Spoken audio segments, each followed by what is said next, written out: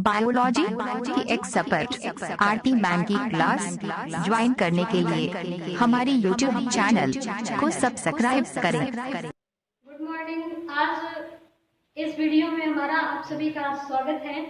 मैं आज कक्षा 9 को स्टार्टिंग से बायोलॉजी के बारे में बताने जा रही हूँ। आप इसको क्या करेंगे, जब ये वीडियो खत्म होने को हो तो इसको रोक करके पॉज करके आप इसको लिख लेंगे अपने कॉपी में। तो सबसे पहले आज हम इसके बारे में समझते हैं। तो इससे पहले हमें पीछे चलना पड़ेगा, अर्थात ये जीव विज्ञान के बारे में जानना पड़ेगा। ये जीव विज्ञान आया कहाँ से, इसमें होता क्या है, इसमें क्या क्या अध्ययन किया जाए, इन सब के बारे में हमें चलना पड़ेगा। क्योंकि आज से पहले या आप इसके पहले कक्षा 8 में सारा एक ही चीज में पढ़े हुए हैं, केमिस्ट्री बायोलॉजी सारे एक ही पुस्तक में पढ़े हुए हैं। तो आपको कक्षा 9 से ये अलग अलग हो जाता है। तो यहाँ हम आपको पहले जीव विज्ञान के बारे में बताते हैं। तो यहाँ पहले जीव विज्ञान को समझने के लिए हमें सबसे पहले पीछे चलना पड़ेगा, इसके बारे में साइंस के बारे में जानना पड़ेगा। आप साइंस को पहले पढ़े हुए होंगे, आपको साइंस की परिभाषा भी आती होगी, साइंस क्या होता है, इसके कितने भाग होते हैं ये भी जानते होंगे। लेकिन फिर भी हम यहाँ पर बता दे रहे हैं क्योंकि बहुत सारे ऐसे बच्चे होंगे जिन्हें नहीं पता होगा।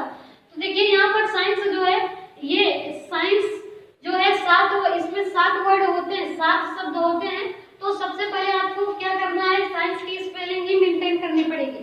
क्योंकि बहुत सारे लोग ऐसे होते हैं कि आपसे आपके चैप्टर के बारे में नहीं पूछेंगे, आपसे यही पूछ लेंगे कि साइंस होता क्या है, ये पूछ लेंगे। अगर आप बता लेंगे ठीक है, नहीं बता पाएंगे तो आपसे क्या पूछेंगे, बेटा साइंस की स्पेलिंग बताओ।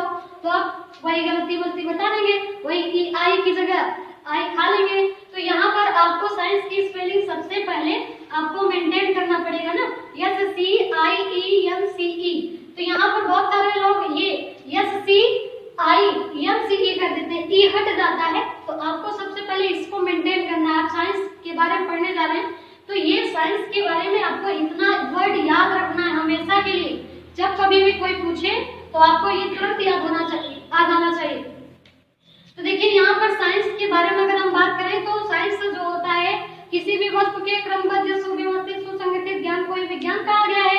अर्थात कोई भी वस्तु किस तरीके से बनी, उसके बनने में क्या क्या लगा, किस तरीके उसका क्रम क्या रहा, इन सब का जो हमारे अंदर अध्ययन करने की जो क्यूरियोसिटी होती है, जानने की इच्छा होती है, उसी को हम क्या कहते हैं, विज्ञान कहते हैं।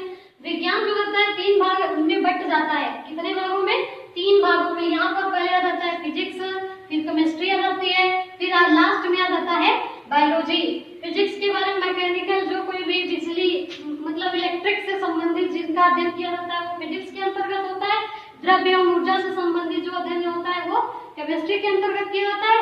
और जीवों का अध्ययन जो होता है वो बायोलॉजी के अंतर्गत किया जाता है। अगर हम आपको कहें ये संपूर्ण विज्ञान के जनक किसे कहा जाता है, तो आप बताएंगे अरस्तु को बताएंगे। संपूर्ण विज्ञान का जनक किसे कहा जाता है, अरस्तु को कहा जाता है। तो साइंस के कितने भाग होते हैं, 3, फिजिक्स केमिस्ट्री और बायोलॉजी। इतना समझ में आ गया हो तो हम आगे चले। तो देखिए यहाँ पर साइंस के 3 भाग हो गए। अब इन दोनों को हम साइड में रखते हैं, इसको लेकर चलते हैं क्योंकि हमें यहाँ से इसको लेकर के आगे चलना है। तो देखिए यहाँ पर बायोलॉजी लिखा है, BIOLOGY। बायोलॉजी का मतलब होता है जीव विज्ञान। ये 2 शब्दों से मिलकर बना है, लैटिन भाषा के 2 शब्दों से मिलकर बना है। जैसे बायस धन लागस, देखिए हर जगह की अलग अलग भाषाएं होती हैं जिनको प्राचीन काल से लोग ज्यादा मान्यता देते आए हैं। जैसे ग्रीक हो गया, लैटिन हो गया ना। तो यहाँ पर जो बायोलॉजी है 2 लैटिन के 2 शब्दों से मिलकर बना है, बायस धन लागस। बायस का मतलब होता है लिविंग, लागस मतलब होता है स्टडी। लिविंग का मतलब होता है जंतु, स्टडी का मतलब होता है अध्ययन। अर्थात जीवों का अध्ययन ही क्या कहलाता है, बायोलॉजी कहलाता है। यहाँ अगर बायोलॉजी की अलग से परिभाषा पूछे तो आप कहेंगे विज्ञान की वह शाखा। ये किसकी शाखा है, विज्ञान की वह शाखा जिसके अंतर्गत जीवों का अध्ययन किया जाए उसे हम बायोलॉजी कहते हैं। अब बायोलॉजी जो है लेमार्क एंड फ्रेविनस ने ये शब्द दिया था 1802 ईस्वी में। तो यहाँ पर चलिए देखिए, अगर जैसे ढेर सारा चीज हो जाए इस पृथ्वी पर, जीव है, पेड़ पौधे हैं, तमाम प्रकार के जंतु हैं, पेड़ पौधे, आम है, महुआ है, हर चीजें हैं, अगर उनको एक साथ सम्मिलित करके दे दिया जाए तो अध्ययन करना थोड़ा कठिन होगा।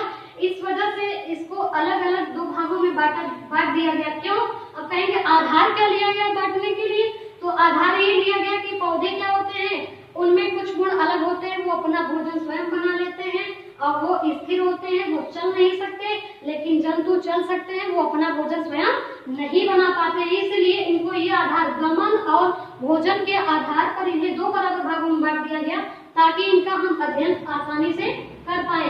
तो ये जंतुओं को एक अलग जगत में रखा गया जिसे हम क्या कहते हैं, जंतु जगत कहते हैं, और पौधों को एक अलग जगत में रखा गया जिसको हम प्लांट किंगडम या पादप जगत कहते हैं।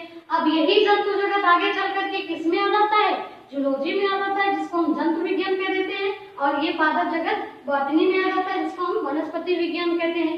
अगर ज्यादा जानने की इच्छा, अगर आप कहेंगे इसके पिता कौन है तो आप बताएंगे इसके पिता अरस्तु हैं। अगर इसके पिता पूछा जाए पादप विज्ञान या वनस्पति विज्ञान के जनक तो आप बताएंगे थियोफ्रास्टस। इसके पहले हम बता चुके हैं, टेंशन लेने की जरूरत नहीं है, इसके पहले हम एक और वीडियो बनाए तो आप जा करके वहां उसको आप लिख सकते हैं।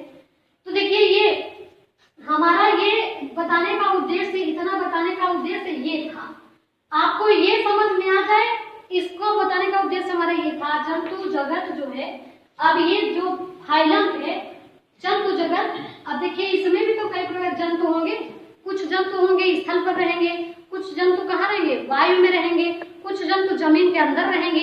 तो उनको किस तरीके से समझा जाए, उनका अध्ययन करना भी तो कठिन हो जाएगा। तो वो सारे एक साथ में, तो उनको भी कई अलग अलग जगत में रखा गया जिसमें पूरे 10 संघ आते हैं। कितने संघ आते हैं, 10। तो इसमें देखिए ये प्रोटोजोआ है पहला संघ। ये पूरे 10 संघ का नाम आपको लिखकर याद करना पड़ेगा। देखिए हमारे यहाँ पढ़ाने का कोई मतलब नहीं रहेगा जब तक आप इसको लिखेंगे नहीं और पढ़ेंगे नहीं। अगर आप पढ़ लेंगे, इसको लिख लेंगे, तभी तो हमारे पढ़ाने का मतलब सही होगा। तो यहाँ पर देखिए 10 संघ है। 10 संघ में पहला होता है प्रोटोजोआ, दूसरा पोरीफेरा, तीसरा सिलेंट्रेटा, चौथा है प्लेटीहेल्मिन्थीज, पांचवा है एस्केहेल्मिन्थीज, एनिलिडा, फिर सातवां है आर्थ्रोपोडा, आठवां मोलस्का, नौवां है काइनोडर्मेटा और 10वां कौन सा है, कार्डेटा। तो यहाँ पर इंग्लिश और हिंदी दोनों लिखा गया है क्योंकि बहुत सारे लोग होंगे उनको समझ नहीं आएगा, तो इसलिए हमने हिंदी और इंग्लिश दोनों में लिखा है। अब देखिए प्रोटोजोआ का मतलब है ऐसे जंतु जो प्राथमिक मतलब पृथ्वी पर सबसे पहले आए, कम विकसित प्रकार के, वो प्रोटोजोआ के अंतर्गत आते हैं। इसका उदाहरण है अमीबा, पैरामीशियम आदि। और ऐसे जंतु जिनका शरीर छिद्रधारी होता है, इनके शरीर में छोटे छोटे छिद्र पाए जाते हैं, उनको हम पोरीफेरा में रखते हैं। जैसे साइकान हो गया, ल्यूकोसुलोनिया हो गया, स्पंज हो गया, वो सब किसमें आते हैं, पोरीफेरा में। सिलेंट्रेटा में जिसके शरीर के चारों तरफ कंटक पाई जाती है, स्पर्श पाए जाते हैं, टेंट्रिकल्स पाए जाते हैं, उनको हम सिलेंट्रेटा के अंदर, जैसे जो समुद्र में पाए जाते हैं ना, जिसको जैसे बालू है, उसमें पहले घर पे बालू आती थी तो हम लोग ऐसा करते थे, उसमें छोटी छोटी सी वो ढूंढा करते थे, सीप जिसको बोलते हैं। जैसे अगर तालाब में जाए तो सीप ढूंढते थे ना, जैसे आम छिला आता था, वो सब किसमें आते हैं, सिलेंट्रेटा के अंतर्गत। अब प्लेटीहेल्मिन्थीज ऐसे जंतु जिनका शरीर फीते के समान चपटा होता है या पत्ती के समान चपटा होता है, वो किसमें आते हैं, प्लेटीहेल्मिन्थीज के अंतर्गत। इसका अगर उदाहरण कहें तब इसमें आ जाएगा टैपवार्म, जिसको हम क्या कहते हैं, टीनिया कहते हैं, और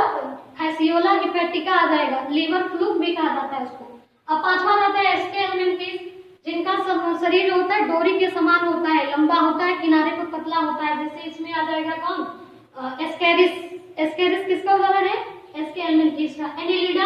एनिलिडा जो है, जैसे केचुआ, जोंक, वो सब किसमें आ जाएंगे, एनिलिडा के अंतर्गत। ये थोड़ा जलीय जंतु होते हैं, उनके शरीर पर आप अगर केचुआ देखेंगे या जोंक देखेंगे तो उनका शरीर चमकता हुआ पाया जाता है। क्यों, क्योंकि उसपे क्यूटिकल का आवरण पाया जाता है और वो जलीय होते हैं और उनका शरीर खंडयुक्त होता है। गुआली देखा आपने, गुआली जो होता है जब उसके शरीर पर छल्लेदार पाए जाते हैं, खंड पाए जाते हैं। तो ये एनिलिडा संघ के जो जंतु होते हैं उनका शरीर खंडयुक्त होता है। जैसे एनिलिडा के होते हैं वैसे एस्केहेल्मिन्थीज के भी होते हैं, लेकिन एस्केहेल्मिन्थीज के जंतु जो होते हैं खंडयुक्त नहीं होते, इसके जो होते हैं वो खंडयुक्त होते हैं।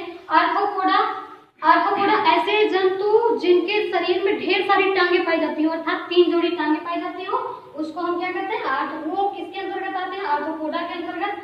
ये हमारे जंतु जगत का सबसे बड़ा संघ है, इसमें लगभग 9 लाख जातियां सम्मिलित है। मोलस्का के अंतर्गत घोंघा आता है, जिसको हम पायला भूसा कहते हैं ना, घोंघा, तो ये मोलस्का के अंतर्गत आता है। काइनोडर्मेटा, स्टारफिश वगैरह इसमें आती है काइनोडर्मेटा। और कार्डेटा जो होता है जिसमें इसमें ऐसे जंतु जिनमें रीढ़ की हड्डी पाई जाती है, पीछे जो गर्दन से लेकर के यहाँ तक की जो हड्डी पाई जाती है उसको हम बैकबोन बोलते हैं या रीढ़ की हड्डी, और जिसमें ये उपस्थित होती है वो किसमें आता है, कार्डेटा के अंतर्गत आता है। तो आपको ये 10 सारे संघ लिख लेना है। हमने जो बोला है उसको भी आप धीरे धीरे करके लिख लेंगे, तब जा करके आपको ये आगे समझ में आएगा। तो यहाँ पर हमने ये सारा चीज बताया, आप इसको अच्छे से लिख लेंगे। आज के लिए इतना ही, नेक्स्ट वीडियो में फिर मिलेंगे।